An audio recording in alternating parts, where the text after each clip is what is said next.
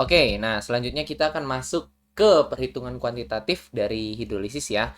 Jadi balik lagi karena reaksinya kalian lihat di sini ada tanda panah kesetimbangan, di sini ada tanda panah kesetimbangan ya tadi di video sebelumnya. Maka kita akan memiliki nilai K ya, karena reaksi hidrolisis itu adalah reaksi kesetimbangan gitu ya. Ingat, reaksi kesetimbangan pasti punya nilai K ya.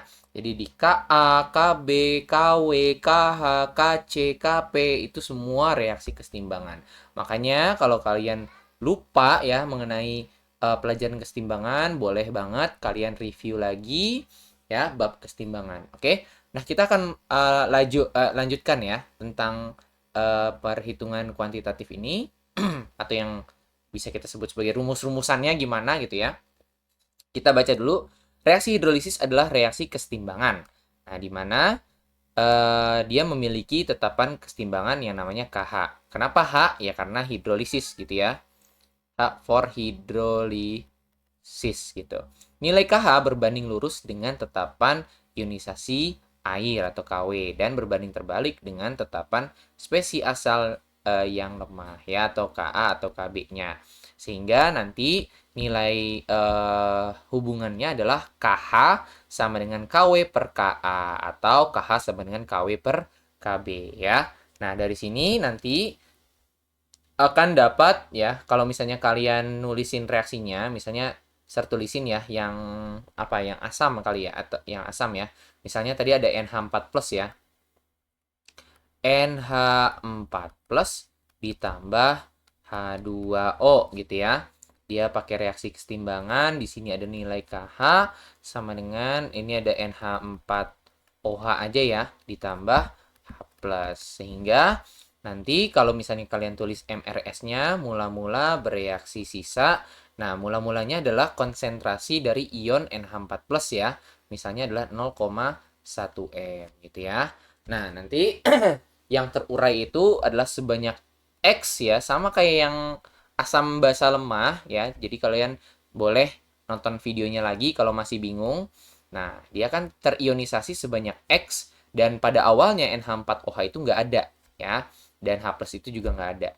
Karena biasanya di hidrolisis itu ya pure garamnya aja. Nah, tapi kalau misalnya nanti ada ya berarti beda lagi ya. Itu nanti jadinya namanya buffer gitu ya. Kalau misalnya dia ada spesi dari basa lemahnya. Jadi ada garam, ada basa lemah itu masuknya ke buffer materi setelah ini. Nah, makanya sebelum kita ngomongin yang lebih kompleks lagi, maka dari itu kita ngomongin yang lebih sederhana dulu nih di hidrolisis ya.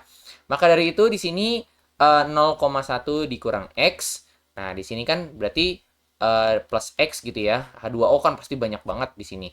Jadi bisa kita infinite aja lah ya. Nilainya kita nggak tahu berapa gitu kan. Nah, terus di sini min X ya. Min X. Nah, berarti kan yang terbentuk adalah plus X di sini dan plus X di sini ya. Karena apa? Koefisiennya semuanya satu nih di depan si zat-zat ini semua ya. Sehingga kalian bisa dapatkan plus X di sini, plus X di sini. Nah, terlihat familiar bukan? Seperti biasa ya. 0,1 min X. Nah, biasanya kalau kita di asam atau basa lemah, min X-nya ini bisa diabaikan ya. Nilai min X gitu ya dapat diabaikan karena sangat kecil gitu ya. Nah, sehingga nantinya nilai dari KH ya. Coba tulis di sini lagi. Nilai dari KH sama dengan konsentrasi NH4OH dikali konsentrasi H+ per gitu kan. Konsentrasi dari NH4+ atau si garamnya ini ya. Sehingga tadi ingat konsentrasi X itu sama dengan konsentrasi H+ ya di sini.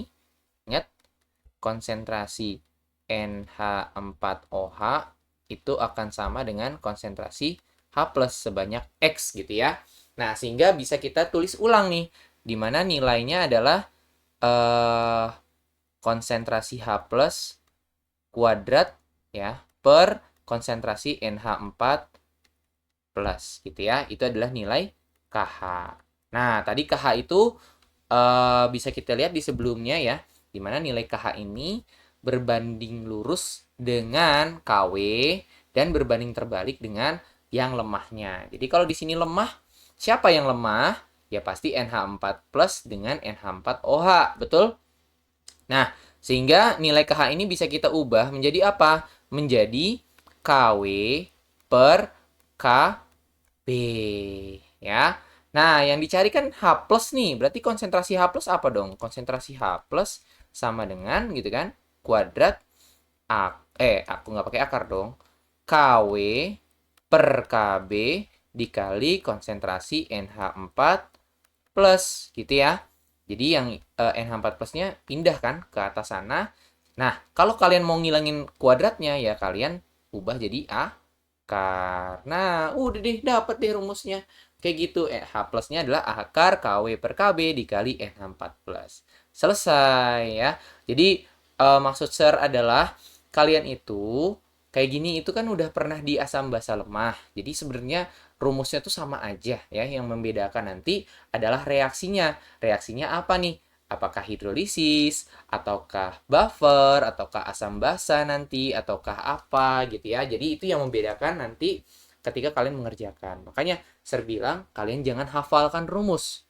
Harus paham mengenai cara mengerjakannya atau pola pengerjaannya atau step-step atau langkah-langkah dari mengerjakan soal-soal ini ya gitu. Karena balik lagi, kalau kalian paham dengan konsepnya, kalian sendiri yang akan membuat rumusnya gitu. Jadi nggak perlu ngafalin rumus, cukup pahamin aja apa yang nantinya harus kalian lakukan ya. Nah, ini untuk NH4 plus ya. Kalau misalnya nanti koefisiennya 1 ya. Kalau misalnya koefisiennya 2, ya berarti kalian harus ubah ya di reaksi awal. Jadi ini kan untuk NH4 plus di mana nih tadi? NH4 plus di NH4Cl ya. Jadi kalau misalnya kita tulis ulang, NH4Cl berubah menjadi NH4 plus ditambah Cl min. Nah, ini kan koefisiennya masih satu-satu ya. Semuanya ya. Kan 1, NH4-nya di sini 1, di sini juga 1. Tapi kalau misalnya nanti berubah, misalnya bukan NH4Cl tapi NH4 2SO4. Nah, kalian nanti kan jadi 2NH4 plus nih ditambah SO4 2 minus. Nah, ini yang nantinya jangan lupa ya dikalikan dengan valensinya. Bahwa kalau NH4 plus itu sendiri NH4OH-nya 0,1 M, maka di sini 0,2 M. Maka nanti yang kamu masukin ke dalam reaksi ini adalah bukan 0,1 tapi 0,2 gitu ya. M. Yang masuk ke reaksi yang di sini nih. Nah, ini itu juga bukan 0,1 tapi 0,2 M. Tapi ingat ya, nggak semua soal kalian harus nurunin rumus kayak gini, enggak. Kalian cukup pakai rumus langsung ini juga nggak apa-apa, nggak masalah ya. Cuman ini ngajarin aja gimana caranya kalian bisa menemukan rumus tersebut ya. Jadi makanya di sini kalau misalnya H plus akar KW per KB dikali kationnya ya. Tapi kalau OH minus ya akar KW per Ka dikali anionnya, seperti itu. Ya, semoga bisa dipahamin sampai sini. Kita coba lanjut ya. Nah, di sini ada soal. Nah, kan pas banget tuh soalnya kayak yang tadi saya tulis ya. Dimana soalnya adalah NH4 2SO4 gitu ya. 0,05 M. Diketahui nilai KB-nya adalah 10 pangkat min 5. Berapa pH-nya gitu. Nah, jadi kalian harus reaksikan dulu nih. Si NH4 2SO4. NH4 2SO4 akan nantinya berubah menjadi 2NH4 plus gitu ya ditambah SO4 2 minus. Nah, di sini kan 0,05 M untuk satu koefisien ya atau satu kue. Nah, untuk dua kue berapa? Ya berarti dikali 2 aja, yaitu 0,1 M ya. Nah, inilah yang kita pakai di dalam persamaan tadi ya hidrolisisnya, dimana kalau misalnya dia itu NH4 plus ya berarti H plus ya. Kalau nanti minus ya berarti OH minus. Tergantung ion yang terhidrolisis. Kalau ionnya plus berarti H plus. Kalau minus ionnya berarti OH min gitu ya. Nah, berarti H plus sendiri sama dengan gitu kan akar dari KW per KB. Kenapa KB? Ingat NH4 plus itu kan dia basa lemah kan, berarti kita punyanya KB dikali sama apa? Sama konsentrasi dari NH4 plus gitu ya, sehingga nanti dapetin akar dari KW-nya itu 10 pangkat min 14. Itu udah harus hafal ya, KW itu 10 pangkat min 14 per KB-nya itu adalah 10 pangkat min 5 dikali apa? Dikali 0,1 ya. 0,1 ini sama dengan 10 pangkat min 1. Jadi dikali 10 pangkat min 1 ya. Nah, ini bisa kita coret-coret ya. 10 pangkat min 14 dikurang 1 kan 13 ya. Iya nggak? 13 dikurang 5 berapa tuh? 8 ya. Ini coret jadi 9, ini coret jadi 8 gitu ya. Jadi sama dengan akar dari 10 pangkat min 8 sama dengan 10 pangkat min 8 per 2 gitu ya.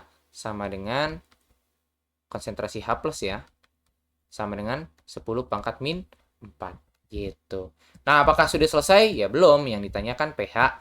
Maka untuk mengetahui pH-nya adalah min logaritma dari 10 pangkat min 4. Dapatlah pH-nya sama dengan 4. Kok 5 nih? Salah nih ya? Oh, salah dong. Nah kan, salah kan, Sir kan? Ini mah ditambah ya, yang atas tuh ditambah nih. Min 1 dicoret jadi 15 ya, kan bertambah nih. Nah, 15 dicoret sama 5 dikurang jadi 10. Sorry ya. Ini 10, ini 10, maaf. Salah ngitung. Ini 5, berarti ini 5. Nah, pH-nya berarti 5 ya pH-nya. Maaf. Semoga dimaafin ya, guys. Oke, nah makanya di sini dapatlah pH dari si garamnya adalah 5. Bener kan pH-nya itu adalah asam. Kenapa asam?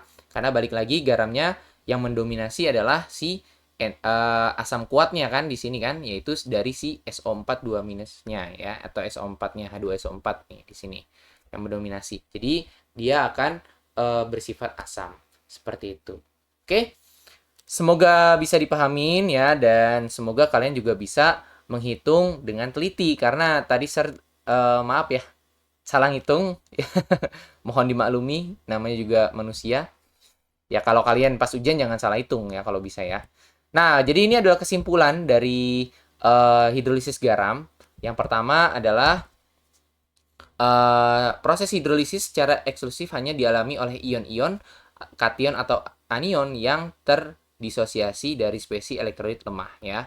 Makanya dari dua jenis ya, baik asam lemah maupun basa lemah gitu ya. Nah, di mana ion dari spesies elektrolit kuat itu inert. Inert itu tadi adalah tidak bereaksi ya. Tidak bereaksi. Kenapa? Ya karena dia sudah stabil, energinya sudah rendah, udah capek gitu ya. Makanya dia nggak bereaksi. Yang kedua, klasifikasi sifat dan formulasi kuantitatif berdasarkan kekuatan asam dan basa reaktan pembentuknya. Sistem garam diklasifikasikan ke dalam 4 parameter sistematis berikut.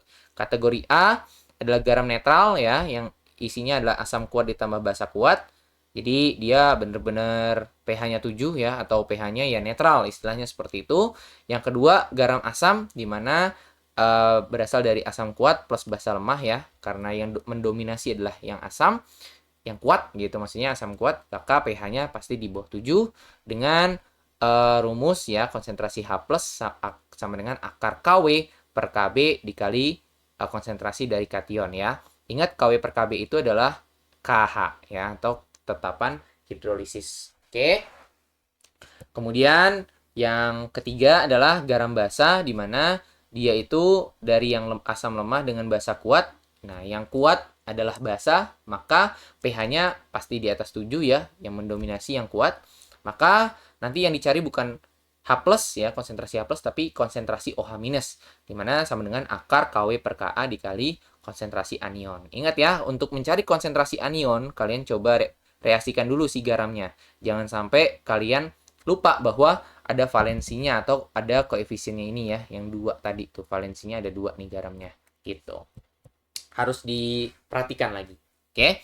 Dan yang terakhir, kalau misalnya garamnya itu bersifat relatif atau dua-duanya dari lemah ya, atau kita sebut sebagai hidrolisis total gitu, maka kalian cek dari nilai Ka dan Kb-nya. Dimana nanti rumusnya adalah konsentrasi H+, bukan OH- ya, H+ ya, sama dengan akar Kw dikali Ka per Kb. Nah, dimana seperti itu. Ini adalah persamaannya ya. Oke, paling dari share segitu aja karena PPT-nya juga sudah habis. Semoga dari hidrolisis ini kalian bisa memahamin ya, bisa paham dan membantu kalian nantinya dalam mengerjakan soal-soal ke depannya ya. Oke, paling itu aja untuk hidrolisis. Share tutup ya. Terima kasih bagi yang udah menonton. Semoga ilmunya bermanfaat. Sampai ketemu di video selanjutnya mengenai buffer ya, larutan buffer. Bye-bye semuanya. Terima kasih.